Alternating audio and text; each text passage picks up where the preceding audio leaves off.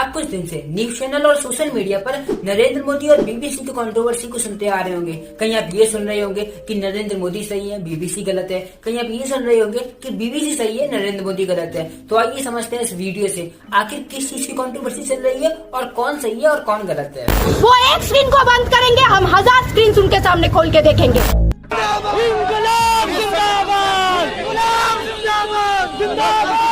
We think this is a propaganda piece designed to push a particular discredited narrative. The bias, a lack of objectivity, and frankly a continuing colonial mindset.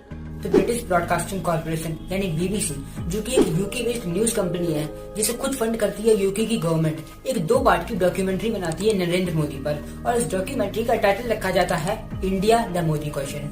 अब इस documentary के पहले part को release किया जाता है 17 जनवरी 2023 को UK में। इसे इंडिया में रिलीज नहीं किया जाता है, इसे सिर्फ यूके में रिलीज किया जाता है। अब इस 1 घंटे की डॉक्यूमेंट्री में ये दिखाया जाता है कि कैसे नरेंद्र मोदी पॉलिटिक्स में आए, कैसे उन्होंने भारतीय जनता पार्टी को ज्वाइन किया और कैसे वो गुजरात के चीफ मिनिस्टर बने। और स्पेशली इस पूरी डॉक्यूमेंट्री में ना 2002 के गुजरात के दंगों के बारे में दिखाया गया है। तो सबसे पहले थोड़ा सा शॉर्ट में ये समझ लेते हैं आखिर होता क्या है 2002 के गुजरात दंगों में। तो होता क्या है, हिंदू तीर्थयात्री अयोध्या से अपने घर जा रहे होते हैं गुजरात ट्रेन से, और जब ये ट्रेन गोधरा रेलवे स्टेशन पर पहुंचती है तो उस ट्रेन में आग लगा दी जाती है और उस इंसिडेंट में 60 हिंदू तीर्थयात्री मारे जाते हैं। अब इस पूरे इंसिडेंट का रिस्पॉन्सिबल माना जाता है मुस्लिम कम्युनिटी को।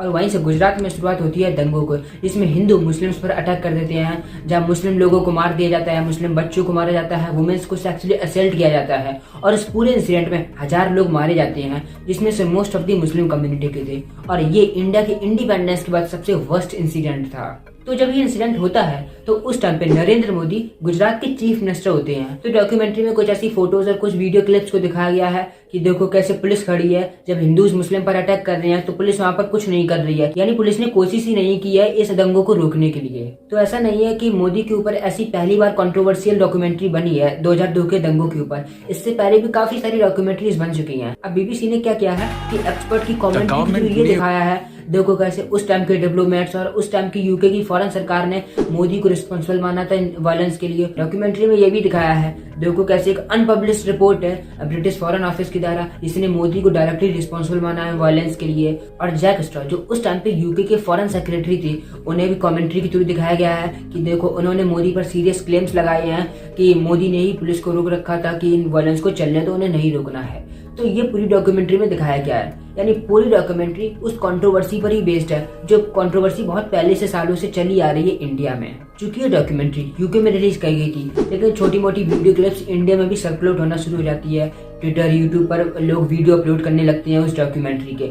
अब इस डॉक्यूमेंट्री के रिस्पॉन्स में फॉरेन मिनिस्ट्री के स्पोक्स पर्सन अरिंदम बगीची बोलती हैं, ये डॉक्यूमेंट्री एक्चुअली में एक प्रचार टुकड़ा है जिसका उद्देश्य बदनाम कथा को आगे बढ़ाना है।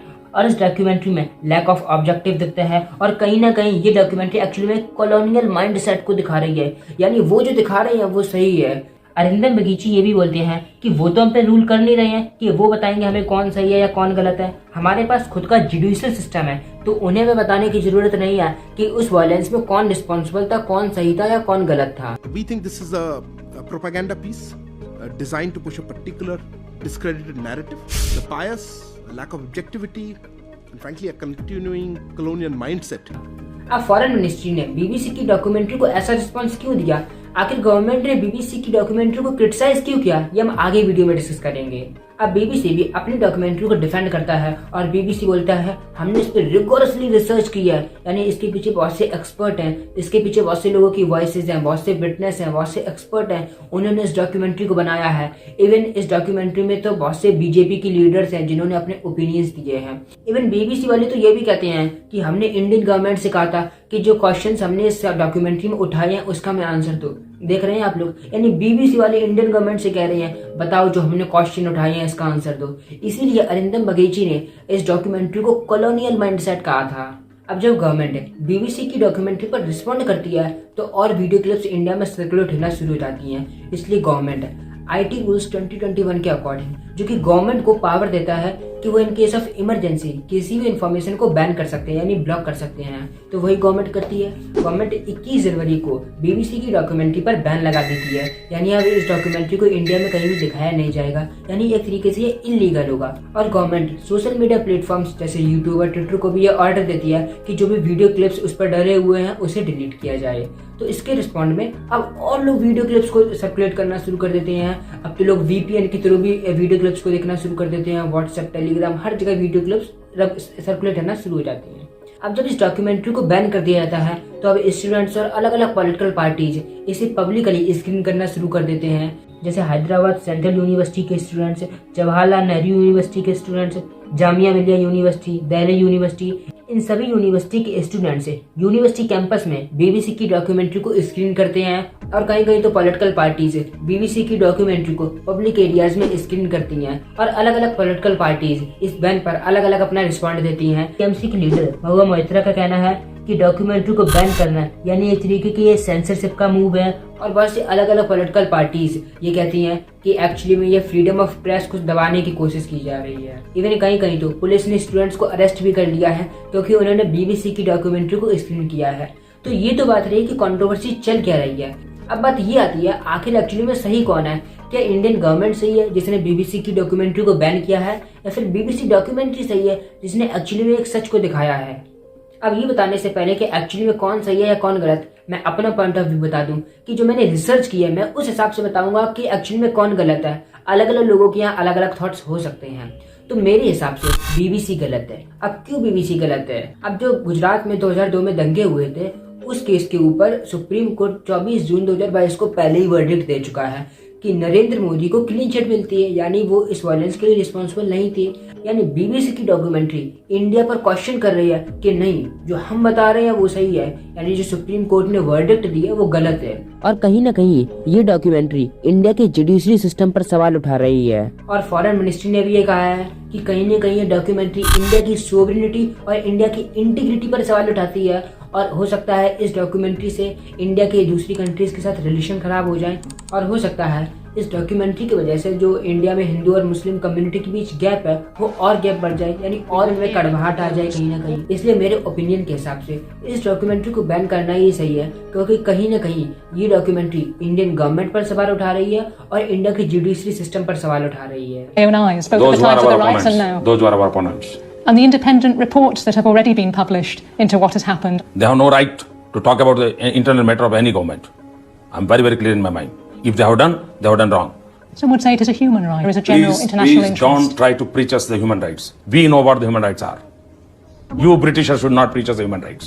When you look, तो ऐसा नहीं है कि बीबीसी ने पहली बार इंडिया के बारे में नेगेटिव कुछ दिखाने की कोशिश की है। इससे पहले भी बीबीसी कई बार इंडिया को नेगेटिव तरीके से दिखा चुका है। जैसे आर्टिकल 370 को जब इंडिया ने हटाया था जम्मू एंड कश्मीर से, तब भी बीबीसी ने एक ऐसा वीडियो बनाया था जो कंट्रोवर्शियल था। इससे पहले भी बीबीसी ने 2015 में इंडियाज डॉटर नाम से एक डॉक्यूमेंट्री बनाई थी जो 2012 के निर्भया केस के ऊपर थे, यानी वो भी कंट्रोवर्शियल डॉक्यूमेंट्री थी और उस डॉक्यूमेंट्री को भी इंडिया को ब्लॉक करना पड़ा था।